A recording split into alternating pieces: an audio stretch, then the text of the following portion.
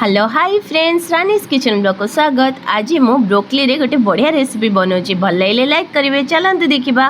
देखो ब्रोकली को मुझे भल भाव में फाइनली चॉप कर देती। आउ गरम पानी रे लुण पकईकी सिझेकी बाहर कर देती। ता सहित स्वीट कॉर्न भी सिझेकी बाहर कर देती। पैन रे टिके ऑयल पकईकी ब्रोकली को भल भाव में फ्राए कर देती। फ्राए करके बाहर करके से पैन रे पियाज, अदा, रसुण, टमाटो, कंचा लंका, काजू ए सब गुड़ाक टिके भाजिकी सेटार गोटे फाइन पेस्ट बनै देथिली। तापरे से पैन रे टिके ऑयल सहित पियाज, कंचा लंका, तेजपत्र, दालचीनी आउ फाइन पेस्ट जो रखिली सेटा ता सहित हळदी गुंड, मर्च गुंड, धनिया, जीरा गुंड, लुण पकईकी भल भाव में कषिली।